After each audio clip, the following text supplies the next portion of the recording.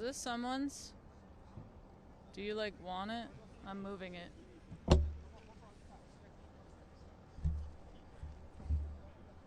Damn. Okay.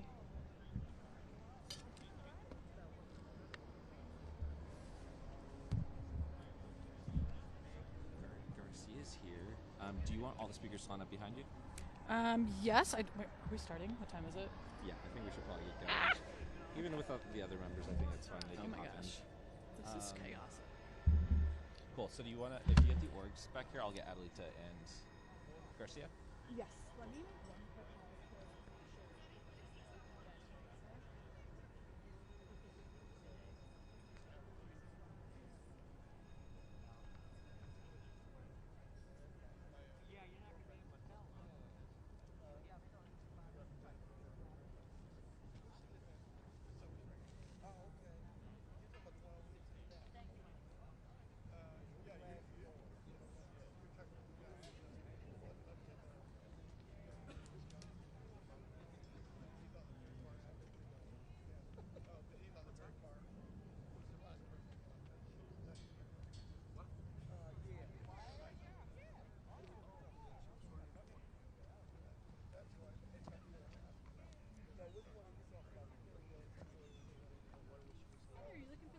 Yeah.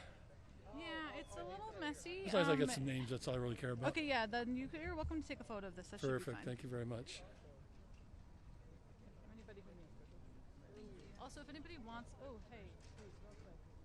Hey, Katie, can you grab me some copies of the letter? Can you grab me some copies of the letter? Like a stack of. Shade the sun from that thing all at once. Thank you. Because we can also give y'all some copies of the. Oh, great. The letter itself that we're about to Thank read. you.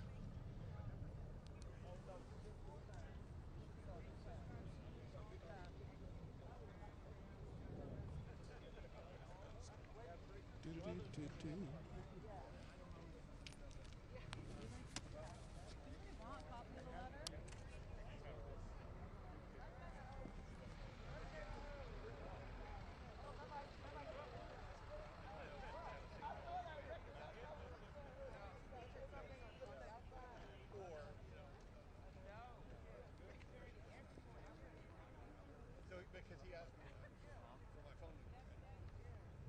He should have. Sure.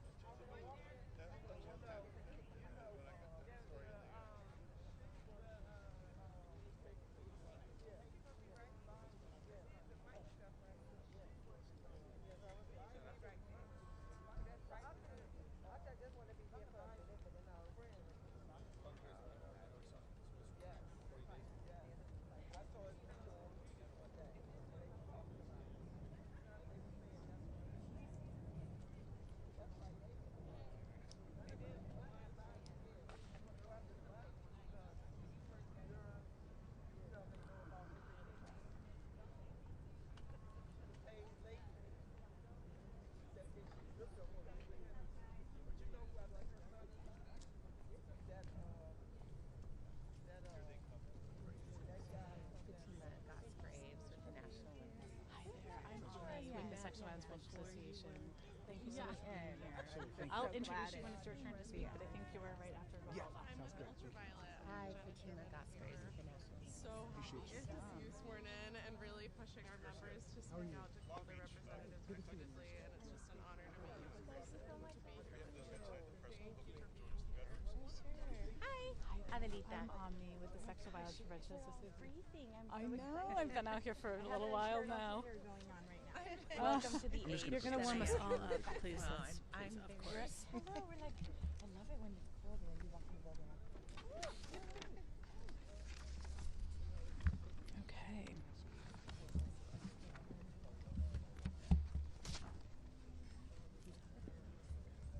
All right. I love it.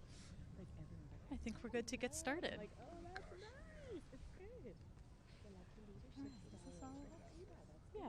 Here, do we want to like do, I don't know, 2 and 2 or something? Sure. Yeah. Sure. Jen, I'm going to put you gently in charge of as people come making this look nice. Great. Awesome. Do that. All right. We've got everything. Good morning.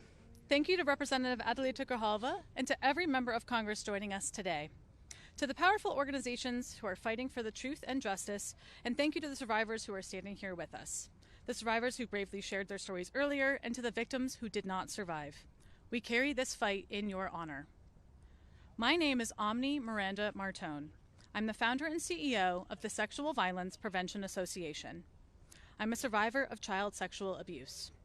That experience gives me deep empathy and connection to the survivors with us today. And it brings me even deeper horror that our government has failed them so spectacularly. We should be protecting survivors. Instead, secrecy is actively, continually protecting abusers. We are here to change that. Today, we present a joint letter signed by 48 organizations demanding Congress pass the Epstein Files Transparency Act. I am proud to stand with you all as we make this call for truth, accountability, and systemic change. I will now read the letter in full. To Congress, the Sexual Violence Prevention Association is joined by 47 organizations dedicated to ending child abuse, sexual violence, and human trafficking. We write with urgency and conviction to endorse the Epstein Files Transparency Act and to demand the immediate release of all records related to Jeffrey Epstein and Ghislaine Maxwell. For far too long, secrecy has shielded perpetrators, silenced survivors, and undermined public faith in our institutions. This is not just about Epstein. It is about whether our government is willing to stand on the side of survivors, justice, and truth. For far too long, listening to survivors is central to our organization's values. Across the past 3 decades, hundreds of people have come forward reporting they were abused by Epstein, Maxwell, and their associates. The pain they have been subjected to is far greater than anyone should have to endure. Yet our government continues to hurt them.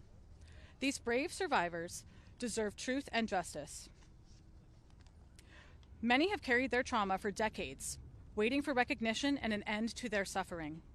Families who lost loved ones face the pain of the abuse, the grief of death, and being forced to live without closure. Passing the Epstein Files Transparency Act is essential to honoring survivors' courage and providing long overdue resolution.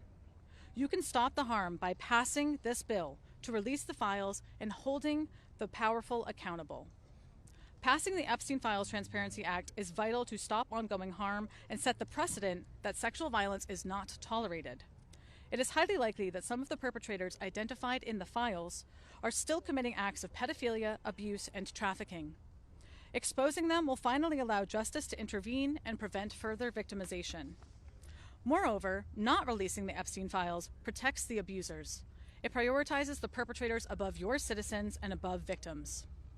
The files are expected to reveal individuals in positions of influence who enabled or actively participated in abuse. Currently, major institutions, including our government, our banks, and our companies, may be led by abusers who are named in the Epstein files. Not releasing this information allows them to continue their reign of terror and power and control, increasing their influence and thus increasing their ability to cause more harm and cover up their actions. Releasing the files will dismantle pathways of harm and serve as a warning to others who might seek to exploit their wealth or influence to commit sexual violence. Transparency is a deterrent. Exposing networks of abuse makes it harder for similar systems of exploitation to operate in the shadows. Accountability must extend to the powerful. No one should be allowed to commit sexual violence, no matter how much influence, money, or control they have. Exposing them will uncover systems of abuse that have existed for decades. But acknowledging institutional failures helps us strengthen laws, strengthen policies, and strengthen protections to stop abuse in the future. Without systemic prevention, the same patterns will repeat. Preventing future harm requires breaking the silence that fuels rape culture. Hiding abuse normalizes it, while transparency sends an unmistakable message that sexual violence has consequences no matter who you are. We demand transparency, accountability, and an end to the ongoing harm. Releasing the Epstein files is crucial to protecting our citizens from abuse and upholding our democracy. Epstein's network crossed international lines in trafficking and exploiting victims around the world. In releasing these files, the U.S. will lead by example, strengthening global cooperation against sexual exploitation, ensuring justice is pursued not only in our country, but everywhere that harm has been allowed to flourish. Finally, passing the Epstein Files Transparency Act will uphold the integrity of our democracy. Individuals from both parties are expected to be implicated. Transparency is the only way to demonstrate that justice is not partisan. Justice, transparency, and accountability are the rights of the people. Full disclosure is the only path to restoring public trust and ending the perception of government cover-ups. People must see that elected officials can hold each other accountable. Without this, faith in our government collapses. How can we trust our leaders to pass laws protecting us and our children from sexual violence if they cannot hold each other accountable for committing it? At its core, this is about restoring trust in our justice system and our government and our collective ability to end sexual violence. 69% of Americans believe there is a cover-up, and 86% support releasing all files from the Epstein case. Every day the truth is withheld, public confidence erodes further. We demand the immediate release of the files, with only minimal redactions as is necessary to protect victims and ensure national security. We stand united in calling on Congress to use every tool available, subpoenas, lawsuits, and the swift passage of the Epstein Files Transparency Act. Justice cannot be delayed any longer. Survivors, families, and the American people deserve nothing less than the full truth. Thank you. Now let me be clear on a few points. This letter has the support of 48 organizations calling for immediate action. The Epstein Files Transparency Act is the only sure path to fully releasing these records. This is not a partisan fight. Accountability and transparency must apply to everyone regardless of party. We call on the House and the Senate to swiftly pass the Epstein Files Transparency Act. Now, I am honored to introduce Representative Adelita Grijalva, whose bravery, persistence, and refusal to back down in the face of intense pressure made her an indispensable catalyst for change. Representative Grijalva, thank you for standing with survivors. The podium is yours. Thank you. Thank you very much. Sorry. Thank you. Thank you. Especially to the survivors, family members, and advocates who are here today and who have never given up. I also want to thank the organizations who are standing with us today, the Sexual Violence Prevention Association, the National Center on Sexual Exploitation, the National Women's Law Center, and Ultraviolet, and more than 40 other organizations and dozens of survivors calling on Congress to pass the Epstein Files Transparency Act. I'm not standing here because Congress suddenly found courage. I'm standing here because survivors forced Washington to pay attention. Your voices, your persistence, and your truth got us to this moment. Today is about something very simple. The American people deserve the truth. Survivors deserve justice, and no one, no matter how powerful, should be protected by secrecy. This vote, this transparency, and this accountability are long overdue. We know now that thousands of pages released thus far are only the tip of the iceberg. And that matters, because without full transparency, we cannot have justice. Let me be clear, this is not a Democratic issue, this is not a Republican issue, it's a human rights issue. It's a matter of justice. The momentum behind this did not come from politicians, it came from survivors and the public who demanded answers. This is why the discharge petition crossed 218 signatures, despite Speaker Johnson doing everything in his power to prevent this from happening, including calling on an early summer release and delaying my swearing in for 7 weeks. The public pressure cannot stop now. There are going to be people trying to frame this as a hoax, a distraction, or a partisan fight. To them, I say, you cannot call it a hoax when real survivors are standing right here. The truth is the truth. No one's name, party, wealth, or fame, or title should prevent the truth from coming out. We don't know yet what every document will show, but that's exactly why they must be released. And while the House will hopefully pass this legislation today, this is just the first step. The bill must pass the Senate, the President must sign it, and even then, the DOJ must implement the law fully and responsibly. So today is a milestone, not the finish line. No one should ever have to fight this hard for the truth, but survivors' courage inspires all of us. Because sunlight is the best disinfectant, and justice cannot survive in the dark.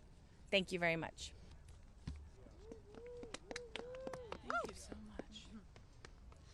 Thank you so much. As Representative Grijalva just said, this does not stop here. The House is just the first step. It then goes on to the Senate. And with that, I am proud to announce Senator Mark Kelly, who is speaking next. Thank you so much for being here. Morning, everybody. Well, thank you for being here. I know it takes a lot of courage for the victims of these crimes to speak out. We're here because of you. Together, we are on the edge of doing something important. From Epstein on down, the people who carried out and aided in these horrific crimes thought their wealth and power meant that they would never have to answer for them. They thought the system was rigged for them and not against them, but against their victims. And for a long time, they were right. But we have a chance now to prove them wrong. We have the chance to say that in America, you will be held accountable. Doesn't matter if you're rich. Doesn't matter if you're a Republican or a Democrat. If you hurt people, you will answer for it. This hasn't come easy. Powerful people like the President of the United States and the Speaker of the House have tried very hard to keep the whole truth from coming out. They made Adelita Grijalva wait how long? 2 months? 50 days. 50 days to take her seat in Congress just to delay accountability. And next, we're going to need your help on the other side of the Capitol, making sure that Senate leadership doesn't delay this any further. They need to schedule a vote on this so this can get passed into law. But together, we can get there.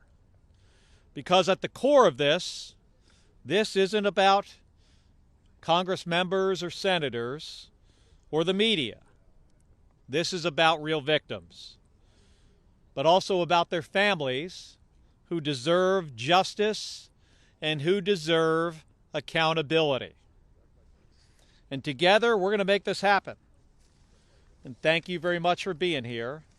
We've got a little bit more work ahead of us, but my hope is that Leader Thune will do the right thing and bring this legislation to the floor of the Senate and allow a vote. Thank you very much. Thank you. Thank you so much. Next up, we have Representative Robert Garcia. Well, thank you. First, let me just start by saying that today, especially, all of our thoughts are with every single survivor and victim of Jeffrey Epstein. These are incredible women who, many of whom were abused when they were children at the hands of powerful men in our country, and censoring them and the work that you're all doing should happen every single day as we debate in the Congress what our next steps are as it relates to holding people and the powerful accountable. I, of course, want to thank all the advocacy groups that are here. I especially want to thank Congresswoman Grijalva, who has been a great friend, but also a true leader and champion of ensuring that this process moves forward. I serve as the lead Democrat on our Oversight Committee, and our investigation on the Epstein Files is driving a lot of this work. And I'm grateful to Congressman Khanna, Congressman Massey for their incredible leadership in this vote that's about to happen here in just a couple hours. But we also want to be very clear. Once this vote happens and goes to the Senate, we are expecting the Senate to take this vote up. And Leader Thune needs to do the right thing by the survivors and call for a vote immediately. In addition to that, we want to make it very clear to the president. He has been fighting this vote for months. After saying that he would release the files during the campaign, after his attorney general said the files were on her desk, he then flip-flops and has been doing everything in his power to stop the release of the files and stop justice for the survivors of Jeffrey Epstein's horrific sexual trafficking ring.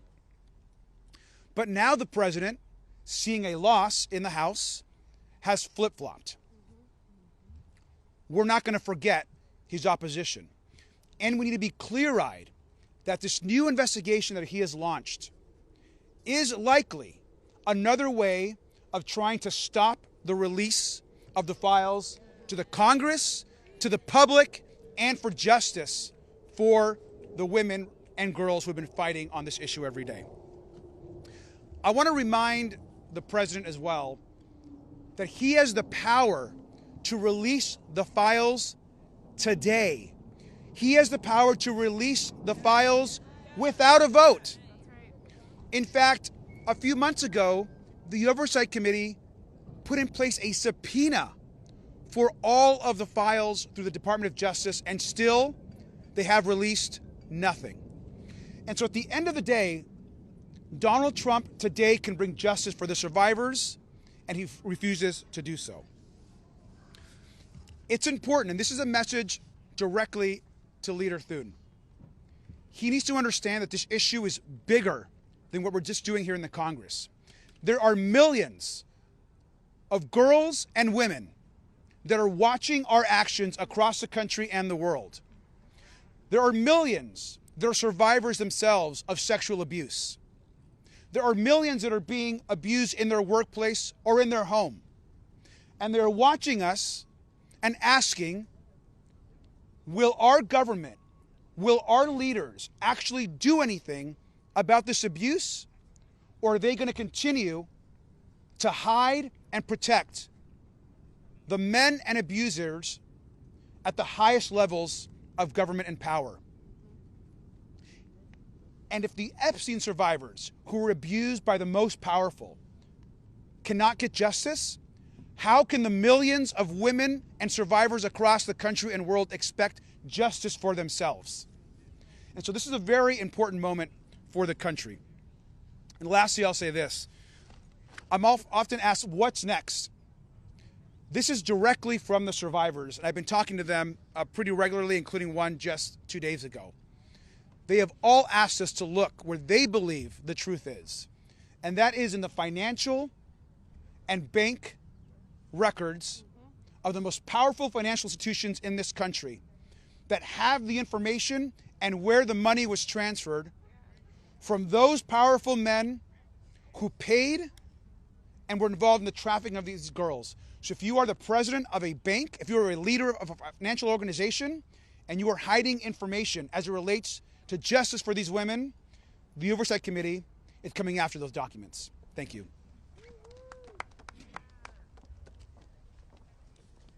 Thank you so much for those remarks. Next up, we have Representative Kelly Morrison. Please join me in welcoming her to the podium.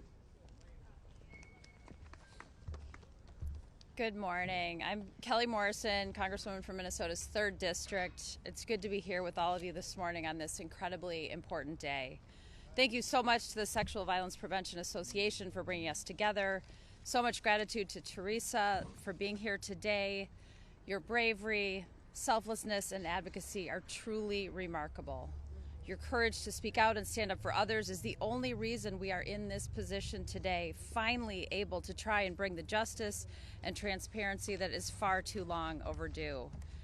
And thank you to the Sexual Violence Prevention Association for delivering this letter today, bringing nearly 50 organizations dedicated to ending child abuse, sexual violence, and human trafficking together to call on Congress to pass the Epstein Files Transparency Act and demand the release of the files.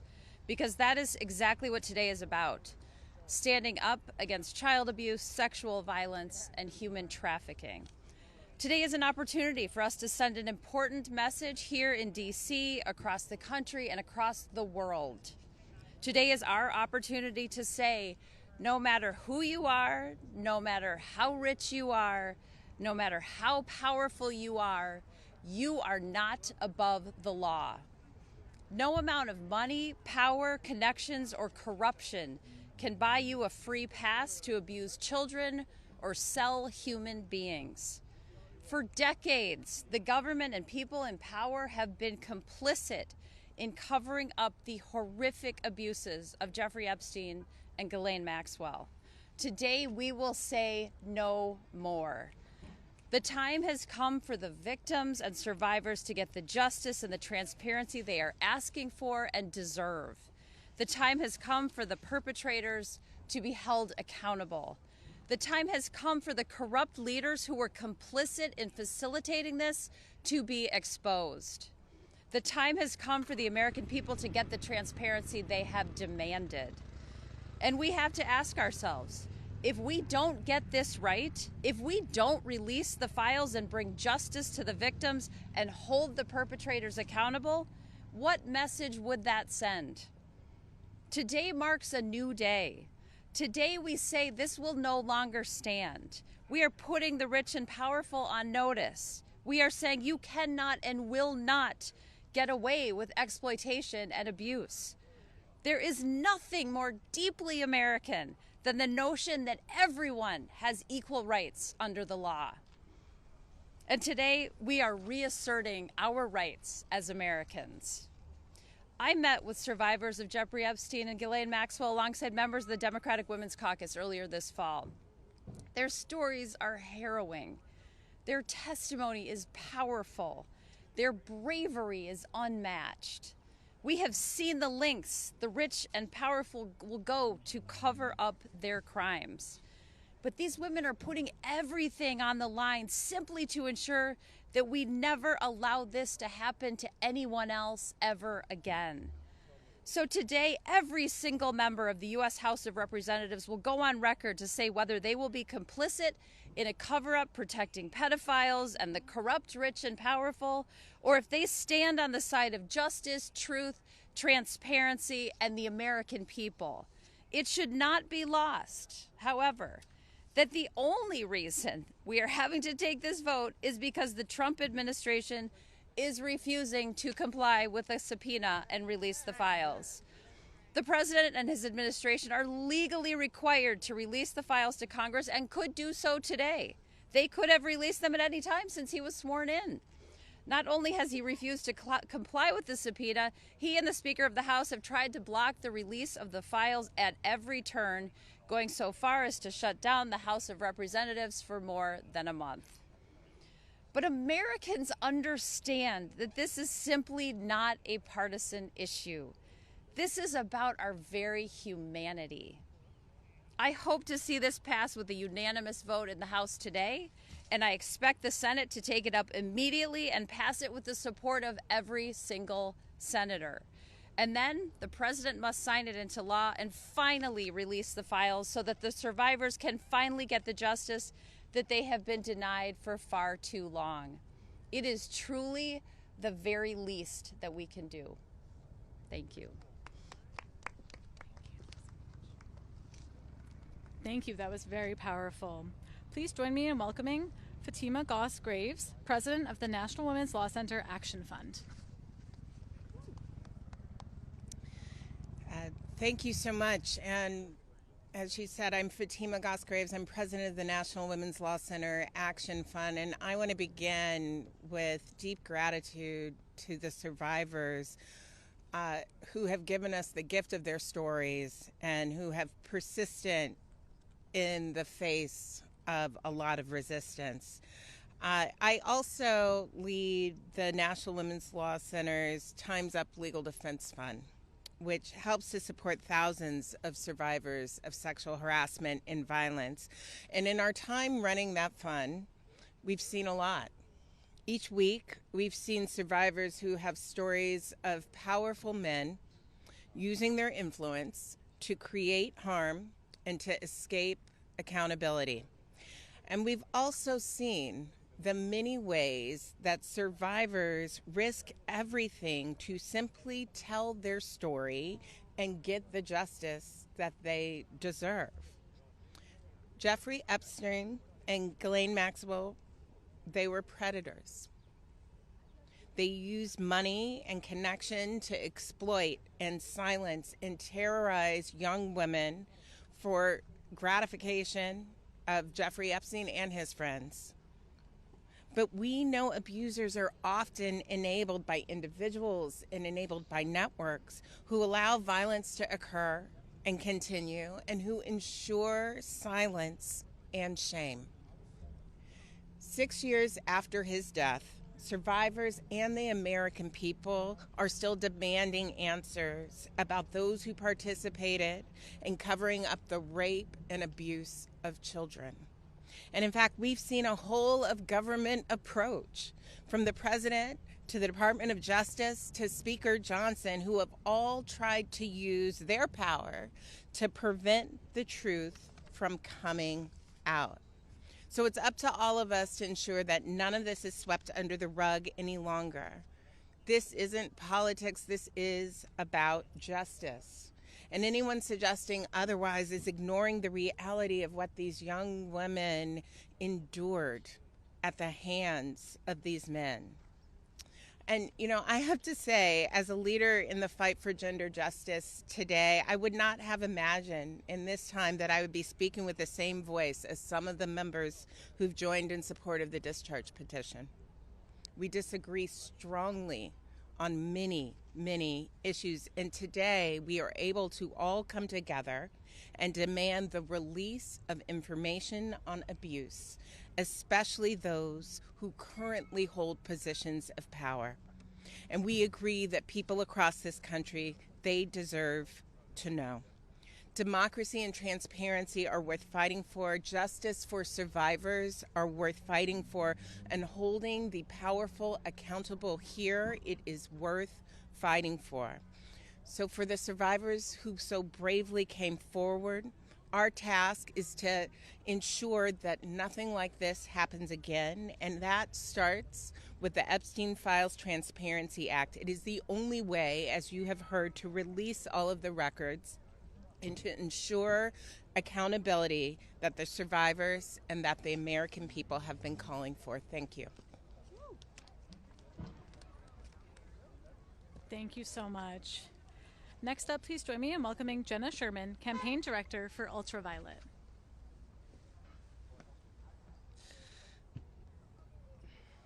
Thank you so much, Omni, for the kind introduction. What an absolute gift and honor to be here with all of you today. My name is Jenna Sherman. I'm a campaign director for gender justice organization Ultraviolet Action. I'm also a survivor and a rape crisis counselor. Ultraviolet Action is so incredibly proud to be one of the 47 organizations, 48 total, I think, signed on in support of passing the Epstein Files Transparency Act. We are deeply grateful to our fellow organizations for staying steadfast in the fight to release all files, even amidst pathetic feet dragging and finger pointing. We are deeply grateful to House leadership and many of the representatives who have spoken today and who couldn't be here for tuning out the noise and doing what is right. And above all, we are deeply grateful for and in awe of every single survivor abused at the hands of pedophiles Jeffrey Epstein and Ghislaine Maxwell. Your bravery, your resilience, and conviction are changing our political reality. Your power is palpable and it is unstoppable.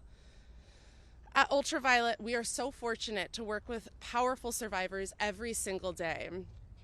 And we know that sexual violence is a major health epidemic, one that is far too common and touches all of us. That's right, all of us. Abusers and survivors can be from any political party, ideology, religion, or belief system. That's why we have come together today as a powerful bipartisan coalition to demand accountability for every powerful man and woman, regardless of background or political party, who partook in or enabled Epstein and Maxwell's abusive and criminal enterprise in any way. If there are sexual predators out there grooming and sexually exploiting kids and teenagers, and yes, newsflash, teenagers are children, we the public must know. These abusers are rich, they are powerful, and in many cases they are controlling parts of our country.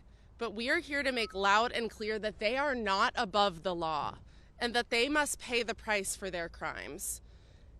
These perpetrators losing their jobs and reputation is nothing compared to the mental and spiritual anguish experienced by the over 1,000 survivors whose lives were irrevocably altered, some of whom we have heartbreakingly lost to suicide. There are real, lifelong consequences, even intergenerational consequences, to experiencing sexual abuse, and especially child sexual abuse. And we are done with those consequences being used as a political football with zero accountability. The only path to truth and justice is to pass the Epstein Files Transparency Act in the House and Senate.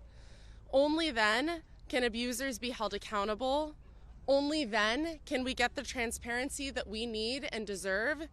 And hopefully then, survivors can begin to truly heal. Thank you so much.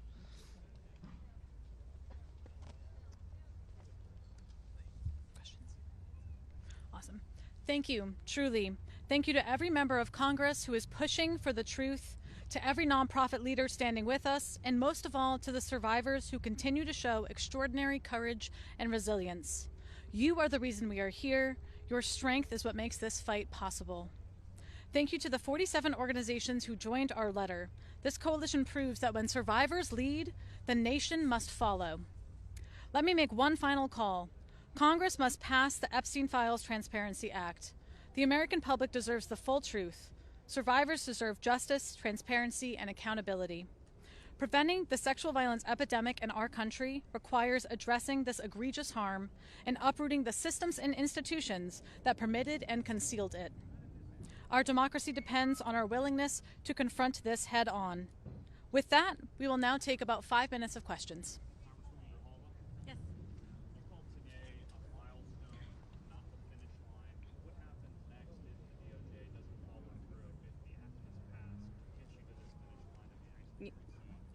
You know, we're seeing, I mean, this is a demand from the nation, from people. It's not a partisan issue. So many people, regardless of political ideology, want to see what is in these files. Trump promised that on day one, when he was elected, he was going to release the information, and here we are stuck. And my concern truly is that with this, partisan sort of launching of investigation of just Democrats that are implicated, that will hold up in some way the release of the full files. And so I do think that we have to look at that for sure. Yes. Yes.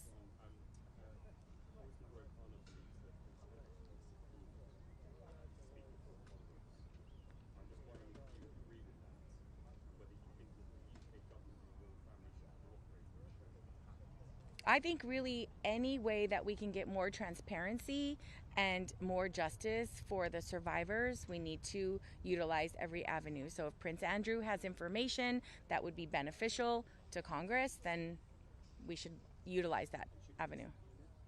Well, I mean, if the leadership that has been working on this issue much longer than I have believe that he has insightful information, then we should utilize that option. Yeah. Yes. Oh, I'm sorry.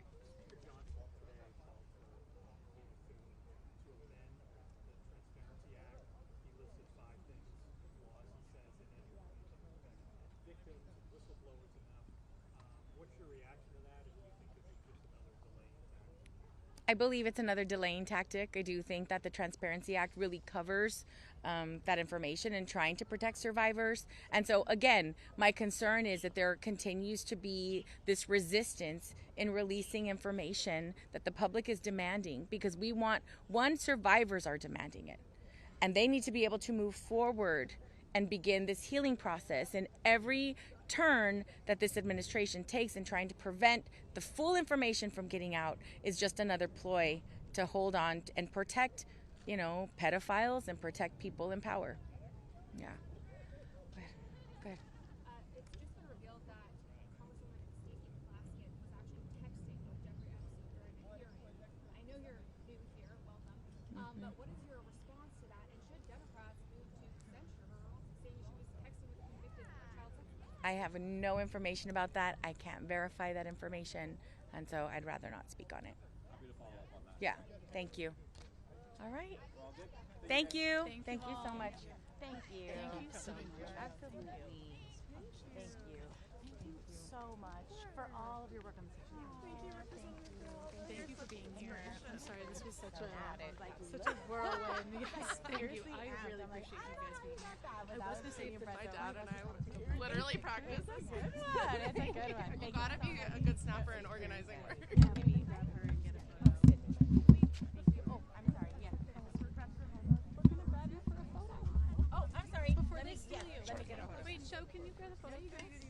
I'm like, I'm sorry. I heard. I know you've got places to be. Here, Joe, you can go right out in front. Get in there. Yeah, this is for us. Thanks, sweet. Can we get one behind the Epstein? Yeah. Oh, yeah, you're actually so right. We should have just done that originally. Nate, is that a good angle for my chins? Thank you. Since it's for us.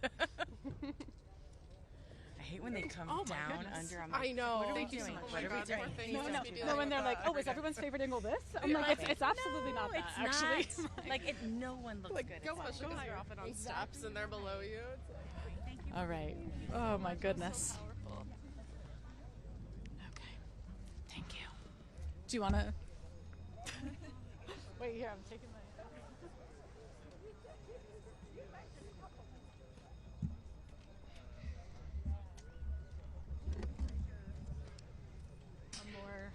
Hopefully one where I look like... Yeah, we'll do that after. Should I look like I'm speaking or should I just be smiling? Or not smiling? This is serious.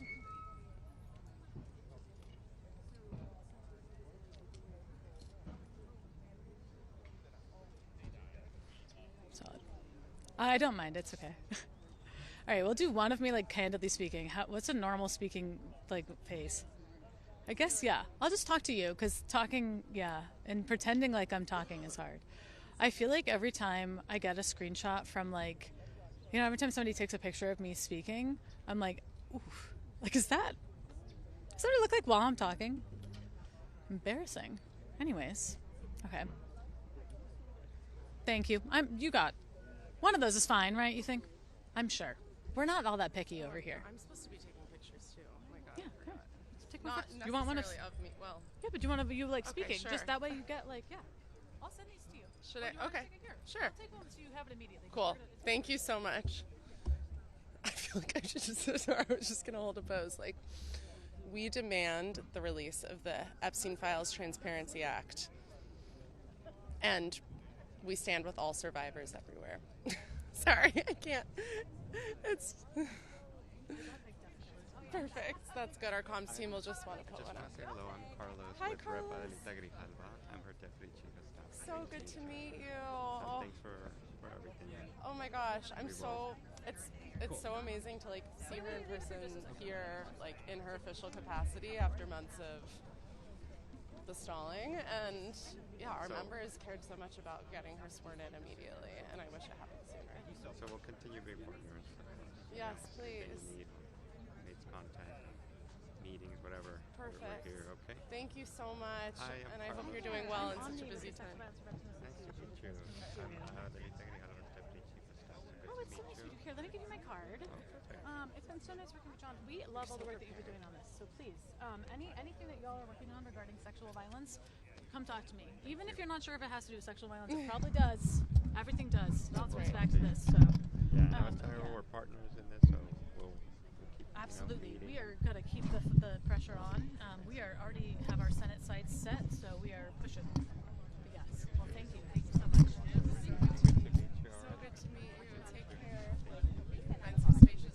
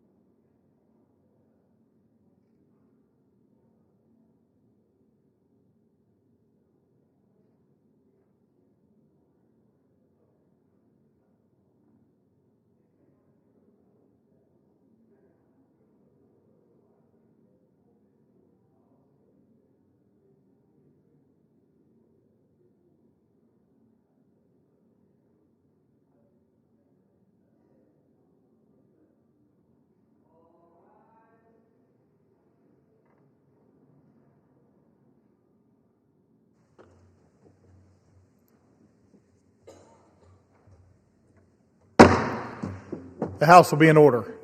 The prayer will be offered by Chaplain Kibben. Would you pray with me? Almighty Lord, you who shakes the heavens and causes the earth to tremble, you who causes the sea to roar and the dry land to shudder, shake us from our falseness and rekindle our desire to love and to serve you in faithfulness and truth. You own all that we value. You own the silver and the gold, the cravings of our hearts and the successes we achieve. All those things that we're inclined to place before our allegiance to you and deem more important than our obligation to steward this abundant wealth for the benefit of your creation. Fill this place with your Spirit. With the might of your word, speak to us of your power and purpose, that there will be no doubt in our minds that you alone are our desire. Everything we want, that we need, and that we have been given by your hand, that we would turn our hearts and minds to you and dedicate our efforts to ensure that all the people we serve, your people, would have the assurance of your provision, even when the world around them trembles, and the upheaval of these times threatens their well-being. Lord of the whole earth, sea and sky, to you may we give our whole selves, that what we do on this day would reveal your power and provision for the children of your creation, the very people you have entrusted to our care. In your mighty name we pray. Amen. The chair has examined the journal of the last day's proceeding and announces to the House the approval thereof. Pursuant to Clause 1 of Rule 1, the journal stands approved. The Pledge of Allegiance will be led by the gentlewoman from Michigan, Ms. Tlaib. I pledge allegiance to the flag of the United States of America and to the republic for which it stands, one nation, under God, indivisible, with liberty and justice for all.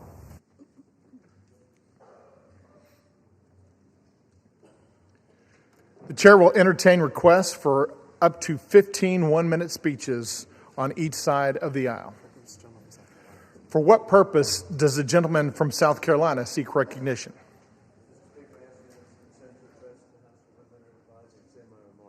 Without objection, the gentleman is recognized for 1 minute. Thank you, Mr. Speaker.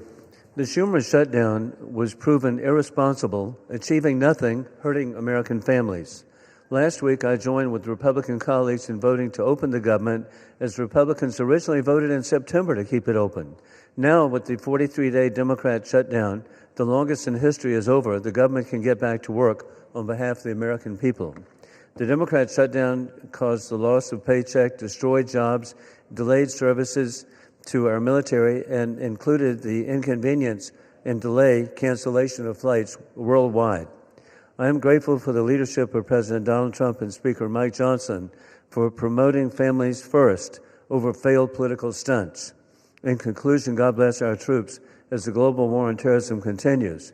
Trump is reinstituting peace through strength, revealing war criminal Putin lies, insulting Trump. Yesterday, attacking a Turkish flag tanker, causing evacuation in Romania, both NATO allies that we so value.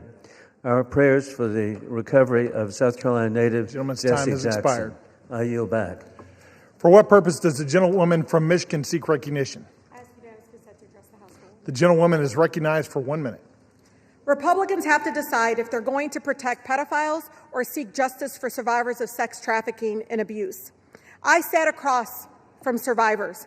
Some of them were as young as 13 and 14 at the time. And they told us over and over again, follow the money. The Treasury Department, Mr. Speaker, is sitting on suspicious activity reports on Epstein's financial network detailing thousands of transactions totaling more than $1.5 billion. In fact, J.P. Morgan knew about these suspicious transactions for more than a decade. He had 134 accounts with J.P. Morgan, but they chose to look the other way and continue to profit. The corrupt administration would rather protect the rich and powerful, their billionaire donors, and stop the truth from coming out. Survivors of these horrific and systematic sexual abuse, they deserve justice, and public deserves to know the full truth. But don't be fooled. President Trump has the power to release the full unredacted files right now without congressional action and Gentlewoman's end the time has cover-up expired. today.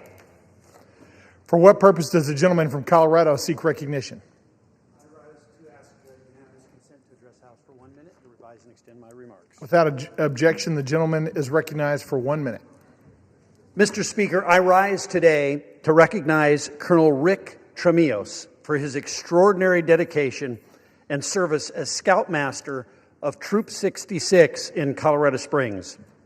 For years, Rick has served as a mentor and a role model to the Scouts of Troop 66. His commitment to the principles of Scouting has created a nurturing environment where Scouts are encouraged to grow into responsible, confident leaders. Rick's ability to connect with youth, guide them through challenges, and celebrate their achievements is a testament to his deep compassion and unwavering dedication. Under his guidance, Troop 66 has thrived. Rick has led countless campouts, service projects, and leadership training events, always with the focus on building resilience, teamwork, and respect.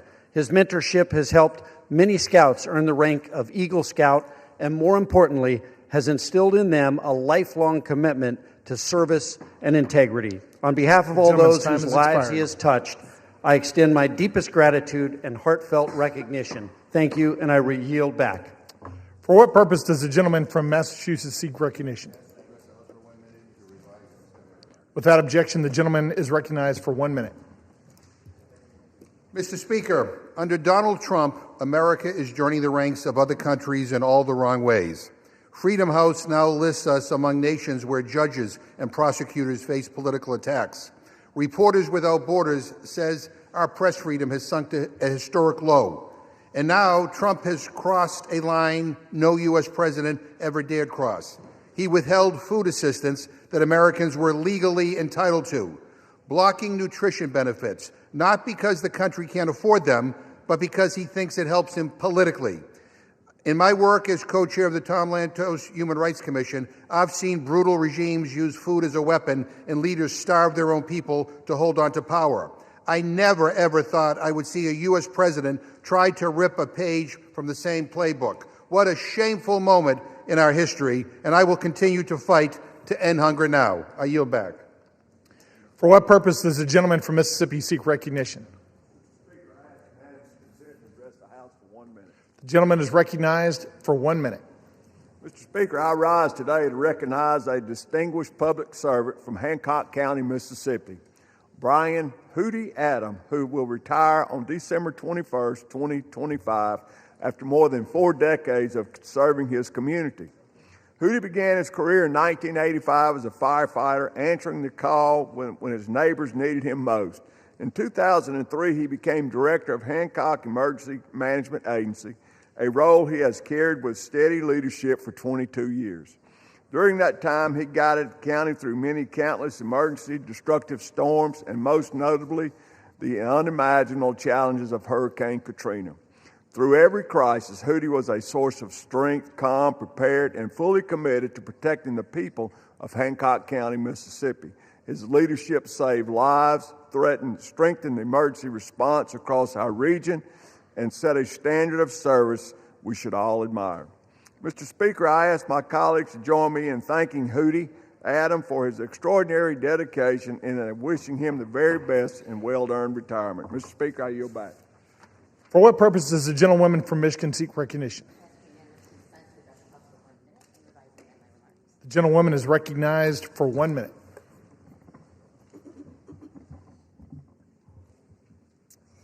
Mr. Speaker, I rise to celebrate Midland High School Principal Tila Sherman for being named the Michigan 2026 High School Principal of the Year. Principal Sherman's compassionate and hands-on leadership sets an example for schools across the country.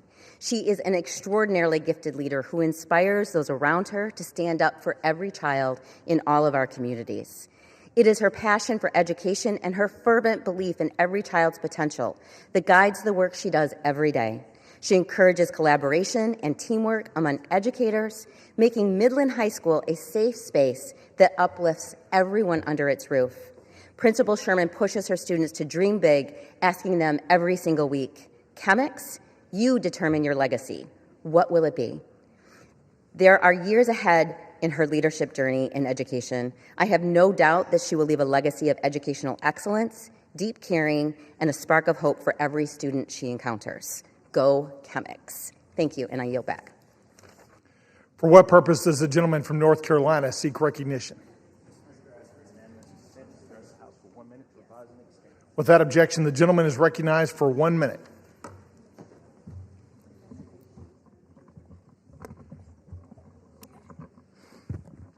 Mr. Speaker, as we recently celebrated veterans across the country, H.R. 5939, the USMC Helicopter Support in Vietnam Congressional Gold Medal Act, would award a Congressional Gold Medal to the Vietnam-era Marine Corps and Navy veterans who performed vital helicopter support missions. These flight crews executed incredibly risky and dangerous operations. They successfully carried out life-saving medical evacuations, transporting approximately 189,000 service members. Recognizing those who put their lives in harm's way to help out our wounded is long overdue. With the enactment of this bill, Congress can and must take the crucial step towards finally giving these brave veterans the hero's welcome they so deserve. Thank you, and I yield back. The chair lays before the House a communication. The Honorable the Speaker, House of Representatives, sir.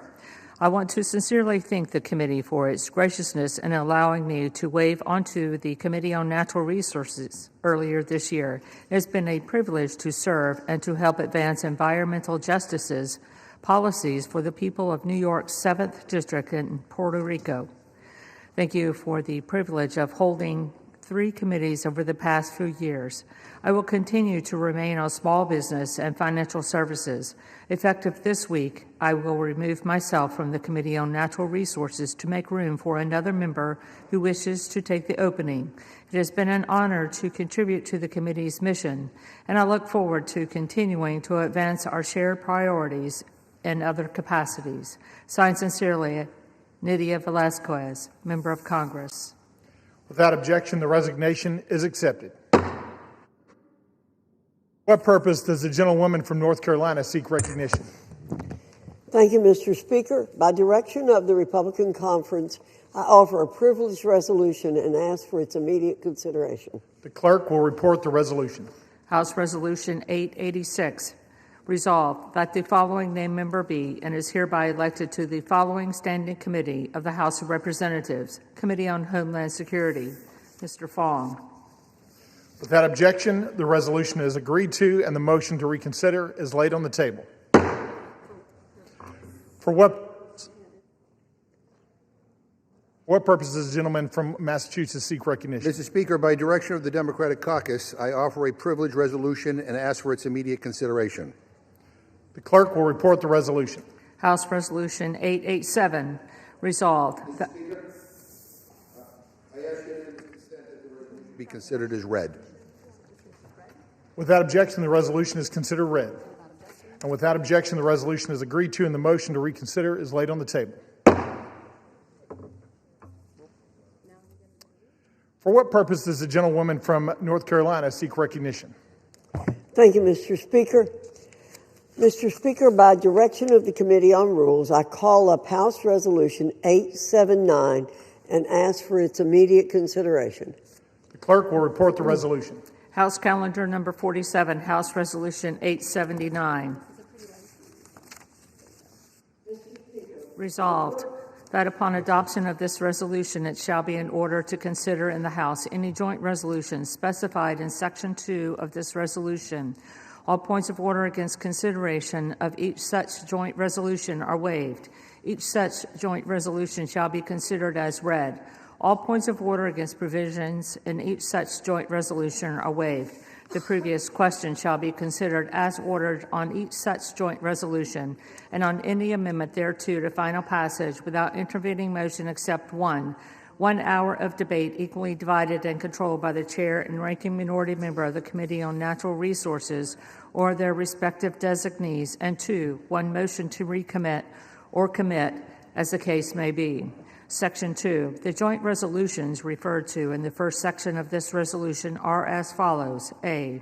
The joint resolution, Senate Joint Resolution 80, providing for congressional disapproval under Chapter 8 of Title V United States Code of the rules submitted by the Bureau of Land Management relating to National Petroleum Reserve in Alaska Integrated Activity Plan Record of Decision. B. The joint resolution, House Joint Resolution 130, providing for congressional disapproval under Chapter 8 of Title V United States Code of the rules submitted by the Bureau of Land Management relating to Buffalo Field Office Record of Decision and approved Resource Management Plan Amendment. C. The joint resolution, House Joint Resolution 131, providing for congressional disapproval under Chapter 8 of Title V United States Code of the rules submitted by the Bureau of Land Management relating to Coastal Plain Oil and Gas Leasing Program, Record of Decision. Section 3. Upon adoption of this resolution, it shall be in order to consider in the House a concurrent resolution, House Concurrent Resolution 58, denouncing the horrors of socialism. All points of order against consideration of the concurrent resolution are waived. The concurrent resolution shall be considered as read. All points of order against provisions in the concurrent resolution are waived. The previous question shall be considered as ordered on the concurrent resolution and preamble to adoption without intervening motion except 1 hour of debate, equally divided and controlled by the chair and ranking minority member of the Committee on Financial Services or their respective designees. Section 4.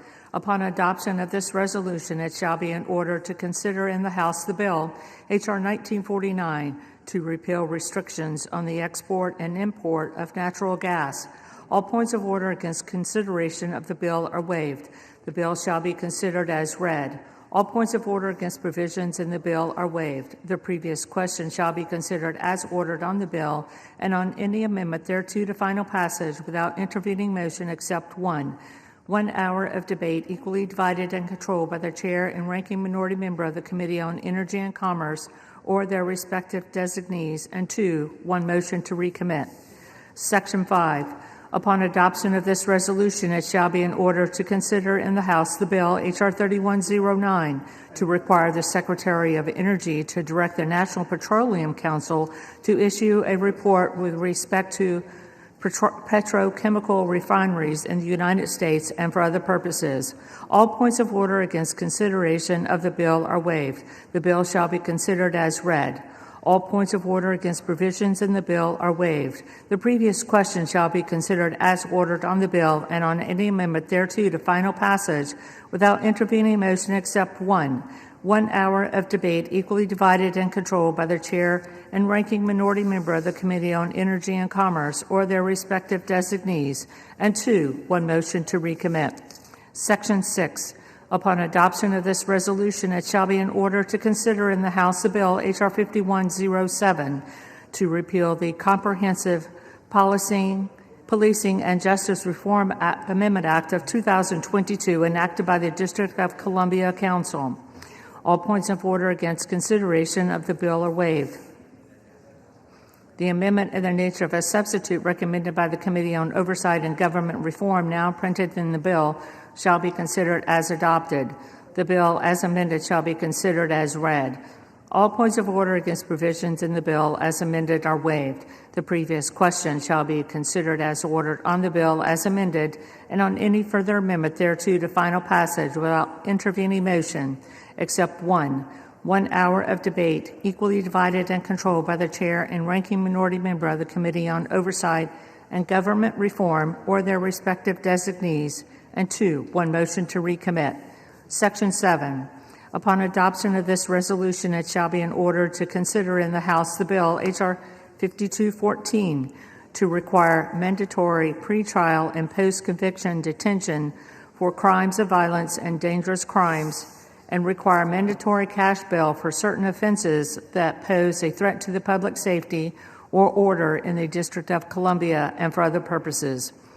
All points of order against consideration of the bill are waived. The amendment in the nature of a substitute recommended by the Committee on Oversight and Government Reform, now printed in the bill, shall be considered as adopted. The bill as amended shall be considered as read. All points of order against provisions in the bill as amended are waived. The previous question shall be considered as ordered on the bill as amended and on any further amendment thereto to final passage without intervening motion except one.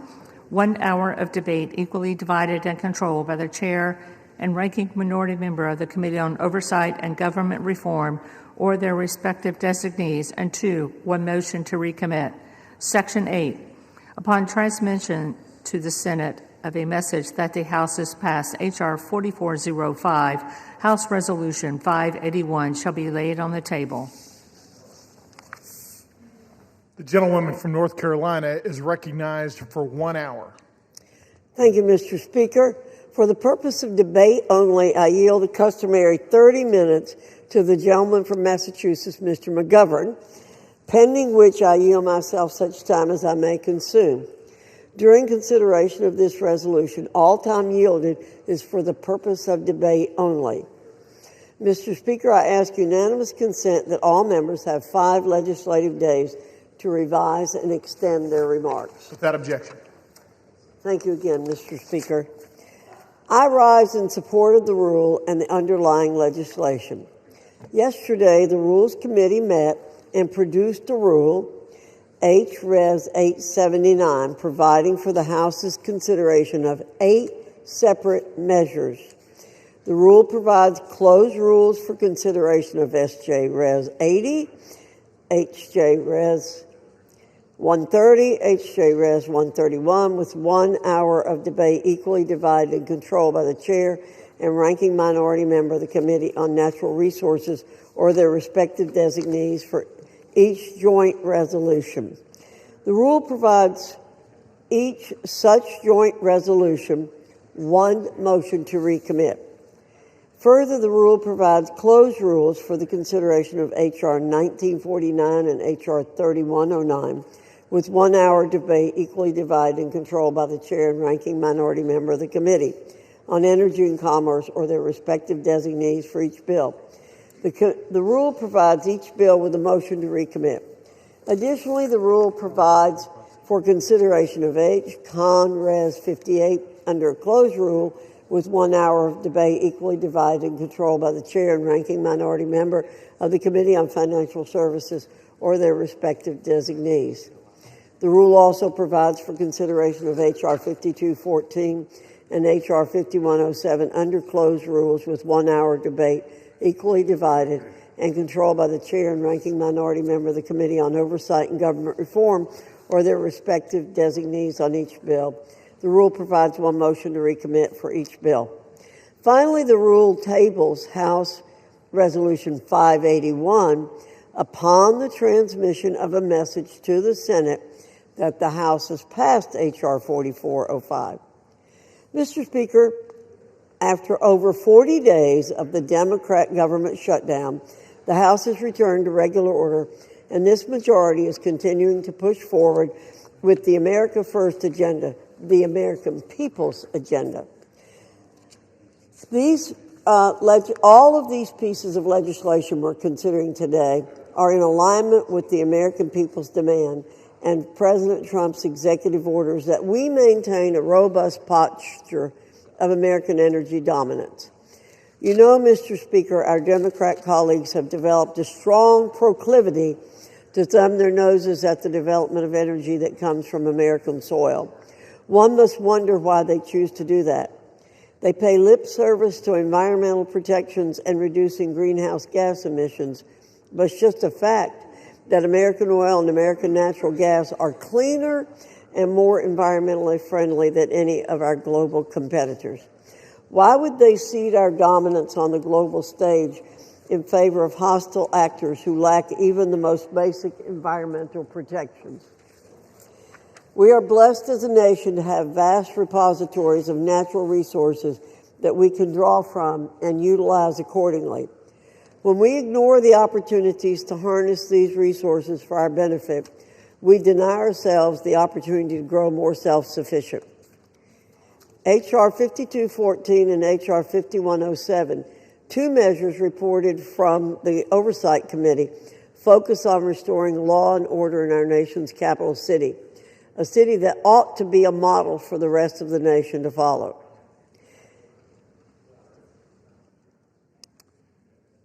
Does the gentlelady reserve? I'm going on, Mr. Speaker. H.R. 5214 would revoke cashless bail in the District of Columbia and would require mandatory pretrial and post-conviction detention for crimes of violence and other dangerous crimes. H.R. 5107 would repeal the Comprehensive Policing and Justice Reform Amendment Act of 2022, enacted by the District of Columbia Council. This act targeted police officers in D.C. for simply doing their duties, and it led to over 1,600 officers being removed from the city's force. Thanks to President Trump's efforts, the streets in D.C. are safer, and we have the opportunity through these two measures to add to that progress. Finally, Mr. Speaker, we have H. Conres 58, a resolution denouncing the horrors of socialism. Most of us here in this body recognize how dangerous the plague of socialism really is. We understand its history of failure and oppression.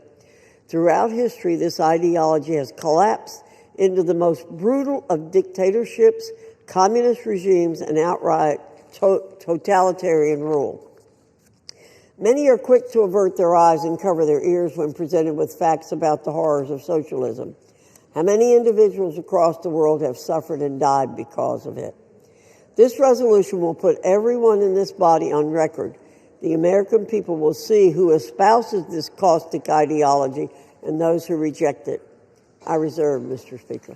The gentlewoman from North Carolina reserves. The gentleman from Massachusetts is recognized. Well, thank you, Mr. Speaker, and I thank the gentlelady from North Carolina for yielding me the customary 30 minutes, and I yield myself such time as I may consume. The gentleman is recognized. Mr. Speaker, Americans are working more and more for less and less.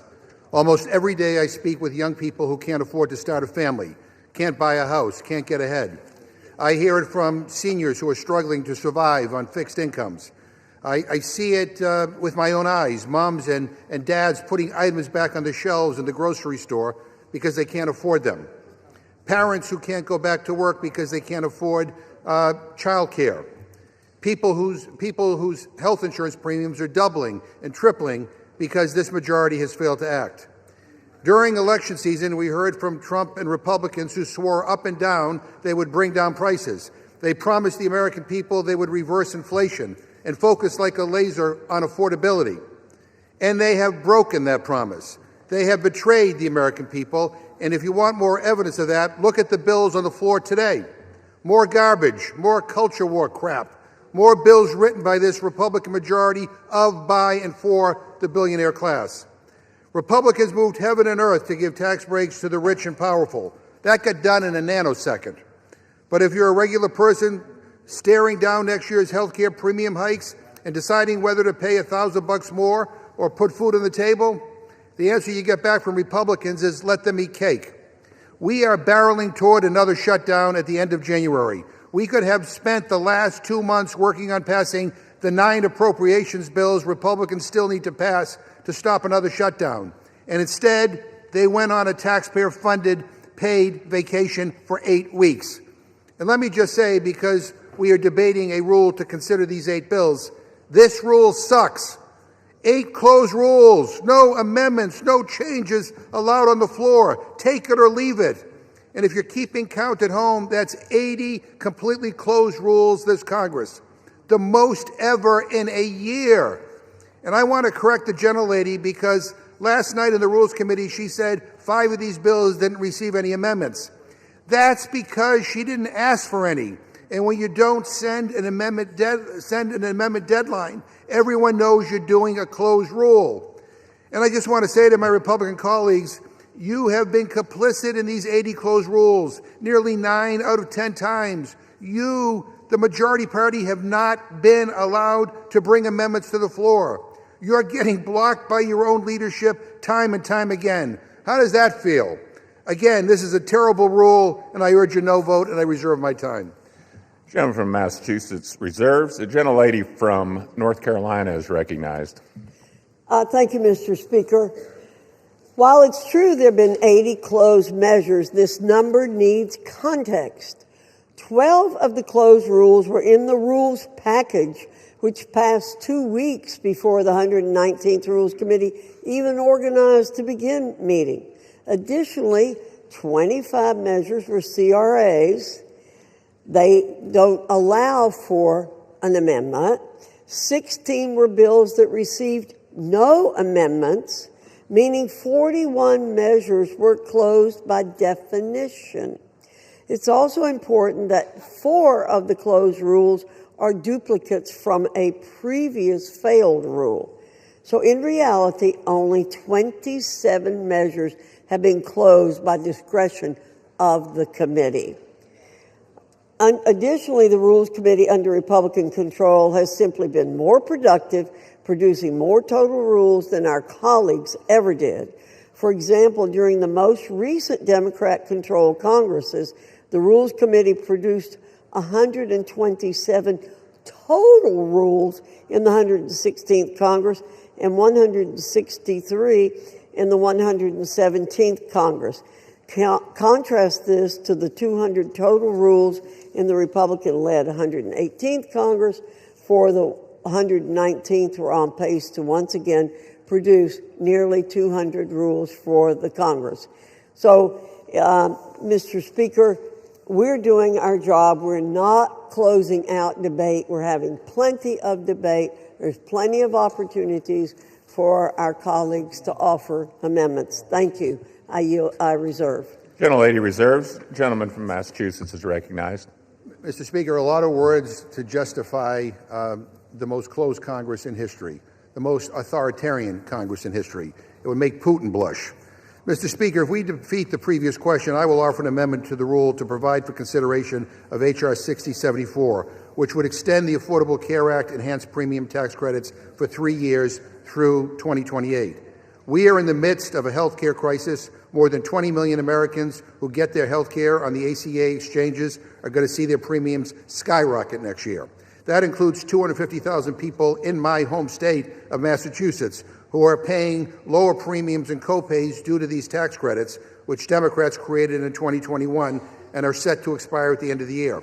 Let me read you some of the stories from folks in my district. Quote, I just received my letter and my monthly costs have gone from $1,287 to $3,026 for next year. As a working family with a daughter who has an autoimmune disease, we are struggling, and I'm working